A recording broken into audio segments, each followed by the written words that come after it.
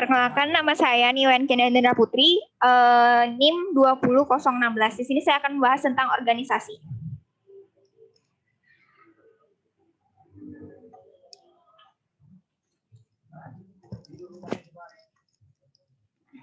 Bentuk dan ruang dikatakan memiliki simbiosis satu sama lain serta menciptakan konfigurasi yang dapat dimanipulasikan untuk mendefinisikan suatu area yang terpisah atau volume ruang dan bagaimana pola mampu mempengaruhi kualitas visual ruang tersebut.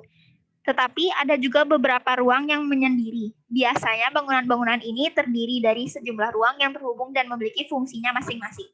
Maka ada yang dinamakan hubungan-hubungan spasial dan organisasi-organisasi sosial yang menjelaskan cara-cara dasar ruang pada suatu bangunan agar dapat dihubungkan satu sama lain.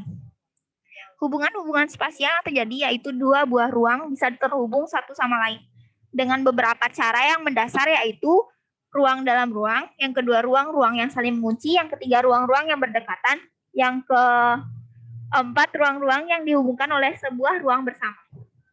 Di sini ada ruang dalam ruang. Ruang dalam ruang di sini dimaksudkan sebuah ruang yang besar dapat menampung ruangan yang lain yang lebih kecil di dalam volume ruangan itu sendiri. Yang kedua ada ruang dalam ruang.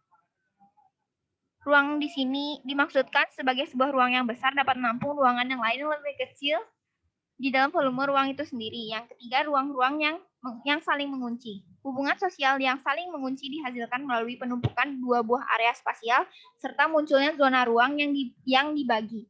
Masing-masing ruang akan mempertahankan identitas serta definisinya sebagai sebuah ruang. Lalu, ruang-ruang yang berdekatan. Tingkat kemenerusan dalam ruang yang berdekatan ini tergantung pada karakter bidang yang memisahkan dan menyatukan mereka. Ruang-ruang yang dihubungkan oleh sebuah bersama, yaitu dua buah ruang yang terpisah dapat dihubungkan atau berkaitan satu sama lain oleh sebuah ruang ketiga sebagai perantaranya. Kaitan visual dan spasial antara kedua ruang tersebut tergantung pada karakter ruang ketiga tempat mereka membagi ikatan.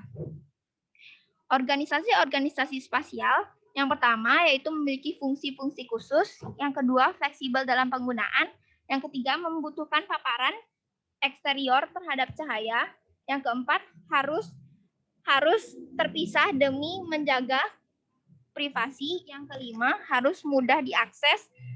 Yang selanjutnya itu poin-poin penting dalam organisasi. Organisasi terpusat. Lalu ada organisasi linear, radial, terkluster, dan grid. Organisasi terpusat di sini, organisasi terpusat merupakan suatu komposisi yang stabil, terkonsentrasi yang terdiri dari sejumlah ruang sekunder yang dikelompokkan mengelilingi suatu ruang sentral yang besar dan dominan. Lalu ada organisasi-organisasi linear. Sebuah organisasi linear pada hakikatnya terdiri dari serangkaian ruang-ruang yang dapat secara langsung terkait secara satu sama lain atau dihubungkan melalui sebuah ruang linear yang terpisah dan jauh.